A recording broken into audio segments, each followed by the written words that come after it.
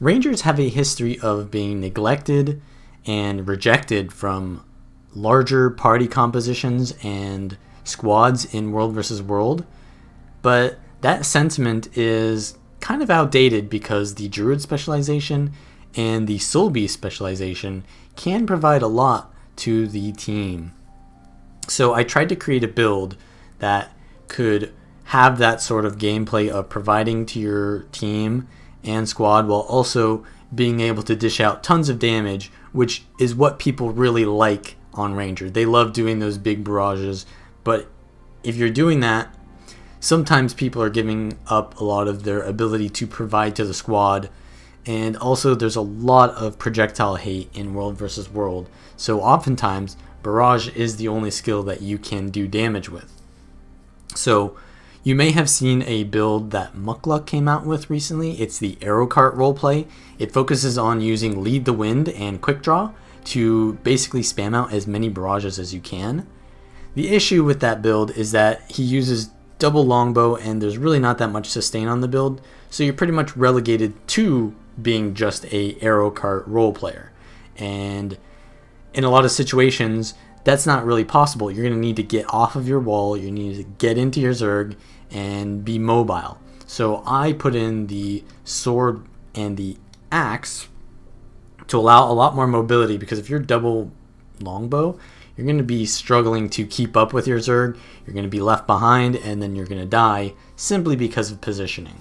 So those are the main differences that I kind of came up with, is the ability to give to your squad and the ability to have a little bit more positioning. So let's just go over the build really quick. So I take Skirmishing, Marksman, and Soulbeast. You just have Primal Reflexes. There's not really much else you can take here. You have Fury and Swiftness on your weapon swap, so you don't really have to worry about those boons that much. So if you're not getting supported from your squad, you still have decent amount of sustain from boons.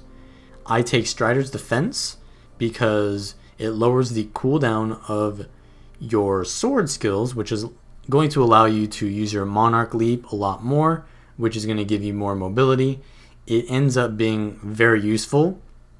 You can, however, take Spotter because that can provide around like 5% crit chance to your team, but it's not really that big of a deal because if you're in like a World v World squad, half the players in that squad are probably not going to make use of precision anyways, so it's not really that useful. But for yourself, 5% crit could be okay, so I could see taking Spotter.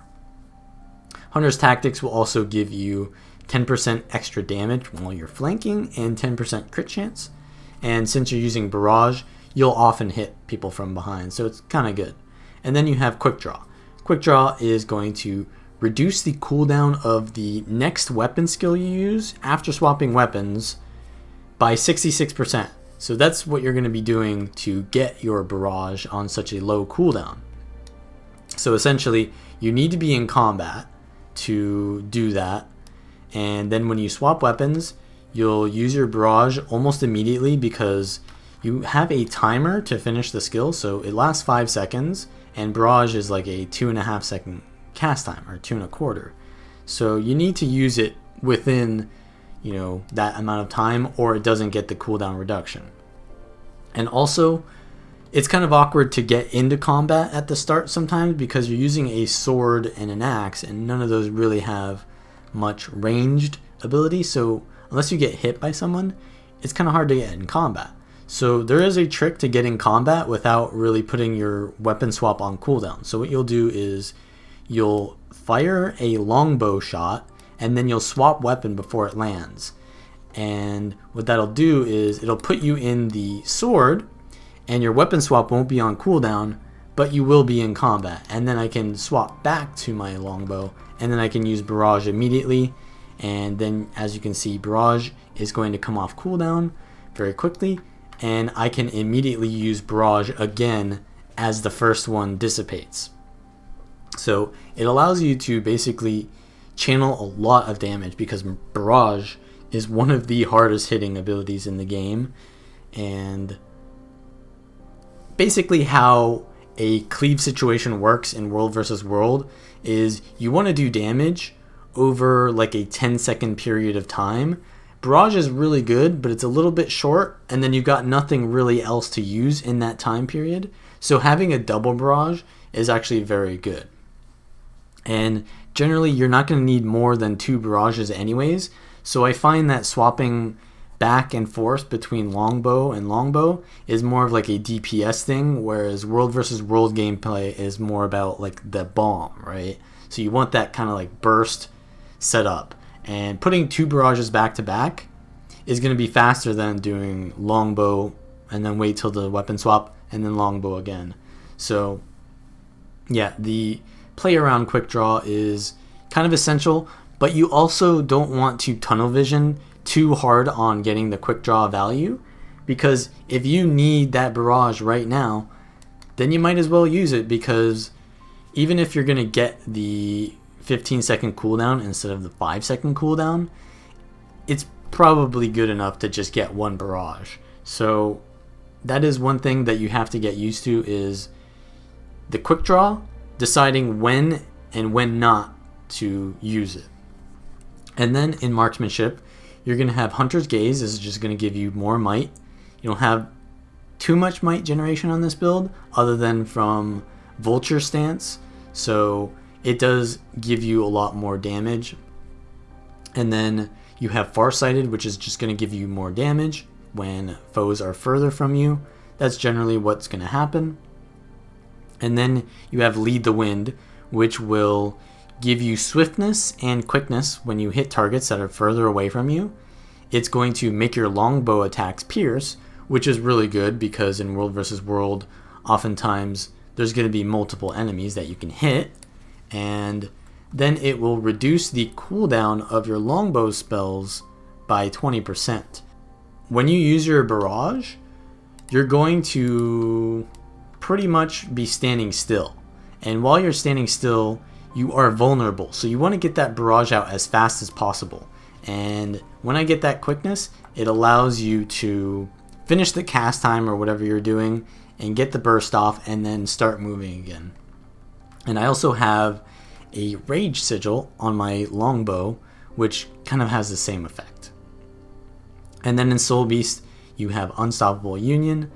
You don't really use your merge too often, but it's pretty much better than Live Fast because the beast skill that I use here is more for defense than offense, so you don't really get the boons too much use there. And Unstoppable Union can remove Immobilize, which is very good in Zergs, because if you're immobilized, then you can't really get your positioning and you can easily die if you're out of positioning. And then you'll gain 7% more damage while you have Fury, which is pretty nice because you gain Fury whenever you weapon swap, and that'll give you more crit chance as well. Then you have Predator's Cunning. Predator's Cunning will steal life whenever you apply poison. And this build doesn't really have that much poison. It's mostly from Vulture Stance, but the reason why I like Vulture Stance to give poison is because not only does it give you might, which increases your damage, but the thing about this build is you're doing so much AoE damage, you often take a lot of retail damage, and retail can kill you. So I take Predator's Cunning with Vulture Stance, and that'll give you a lot of lifesteal to kind of like counteract the retaliation damage that you'll be taking. And then whenever you disable a foe, you will get a buff that does 5% more damage. You don't really disable too many people unless you have Point Blank Shot, which you're going to land, or your Path of Scars. And then you also have Brutal Charge, which can be useful sometimes. But the last Grandmaster is Leader of the Pack, and this basically increases the duration of all of your stances, and then they will also give 50% of their original duration to nearby allies. So Doliac Stance gives 9 seconds to me and 3 seconds to my allies. And what that means is, so the stability is going to be a set amount, but the stance itself is going to last based on that duration. So stability is going to be 7 seconds on both me and my allies, and then the Doliac stance is going to be longer on me and then shorter on my allies. So the stability share is actually still pretty good, and the stance that removes all movement inhibiting conditions is not going to be that long, but for the duration that it lasts, it's very good, because being immune to immobilize, we only really need a couple seconds of that anyways to get out of a situation where it's very dangerous to be immobilized. So Doliac stance share is super good, and it's a 30-second cooldown in World vs. World, so that's really good. And sharing out Vulture stance to your allies, yeah, you can give a little bit of might and poison, but it's not too important. And then Bear stance, because the stance is what kind of gives you the value here, you're only really giving your allies like 2 seconds of it, so they only really get like a couple cleanse here and there. But you know, giving cleanse to your allies is still pretty good.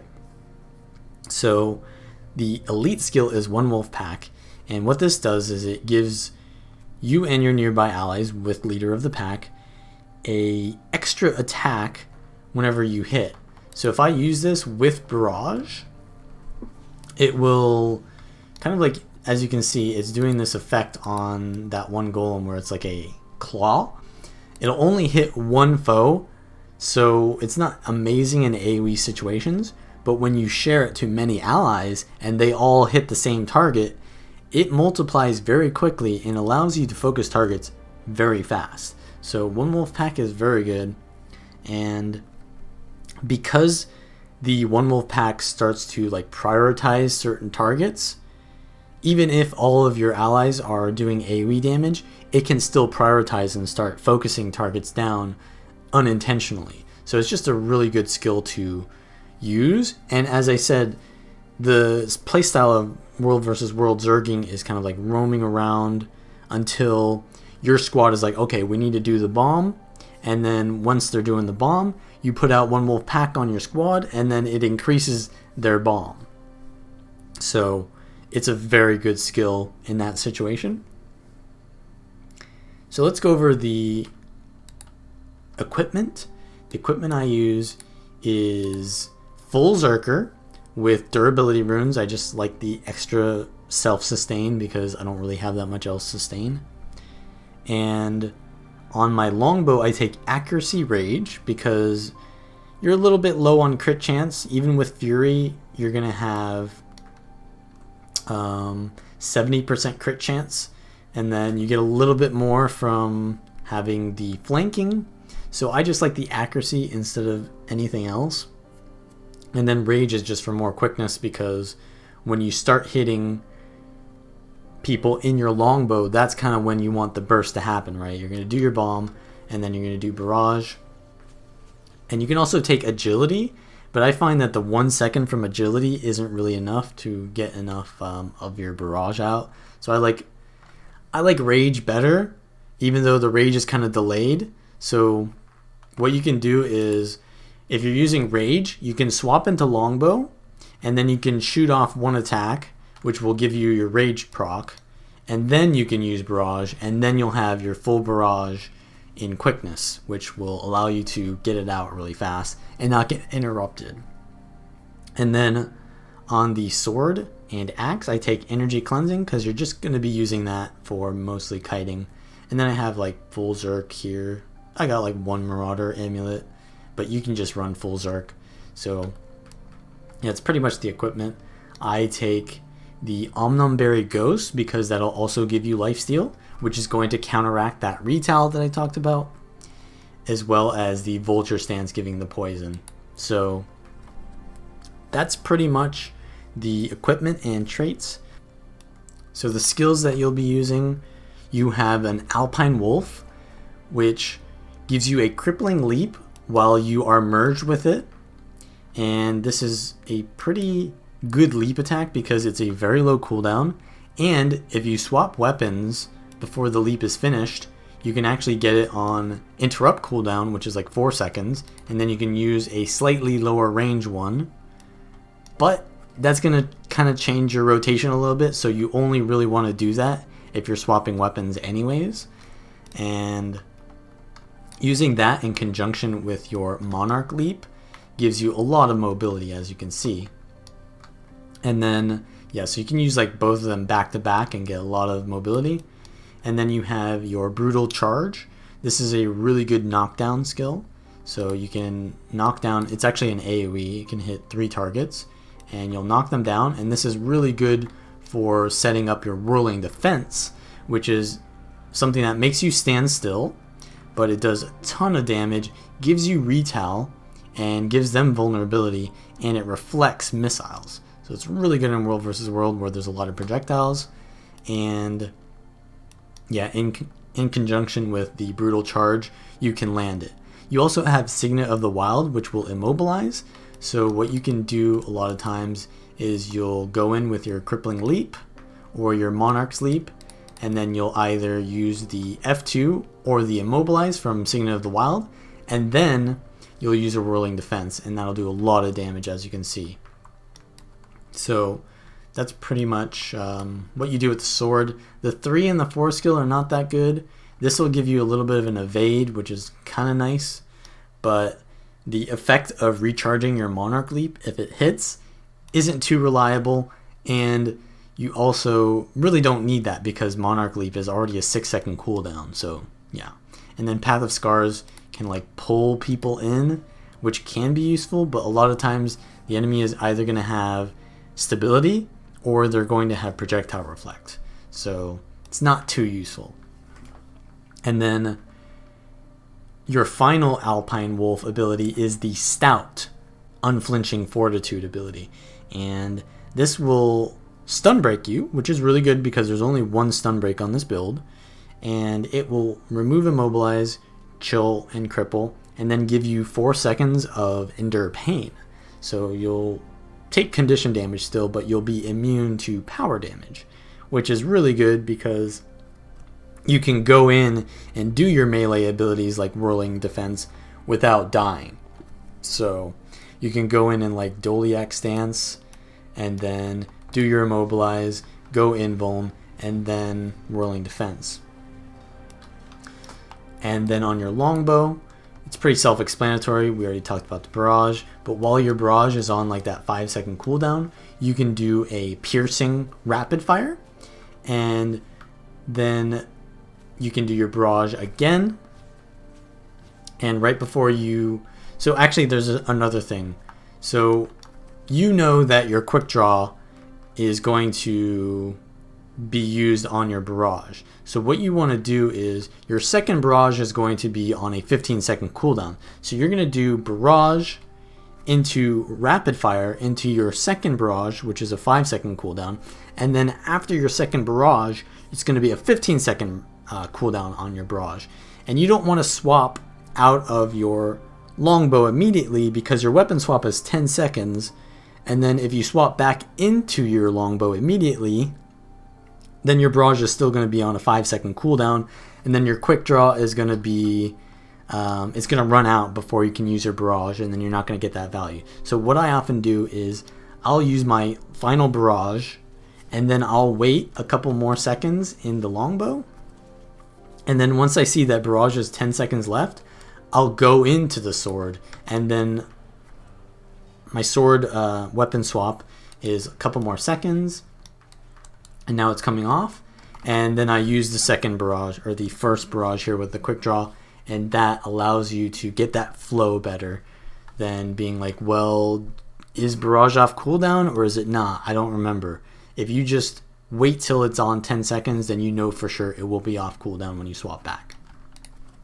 You can also do some other plays with Quick Draw, so you can do a Quick Draw Rapid Fire, which is pretty nice because you can basically do 2 back-to-back, and Rapid Fire is a pretty heavy hitting ability. And you can also do a double point blank shot, which can be very useful in some situations where you want to peel for yourself and, you know, get people off you. So that's pretty nice. And then you also have Hunter Shot, which will give you stealth. One useful trick is to enable snap ground target to current target. And what this does is it makes your ground targets put their area of effect right on top of your target without you needing to aim it on them or have line of sight on them. And because barrage doesn't require line of sight, this is really good. So for example, I have this golem targeted. Now I can say I'm behind like a wall or something and I can't actually click on that, but I have the target from, you know, prior engagements. As long as I'm in range, I can just press barrage and it puts my barrage right on top of them.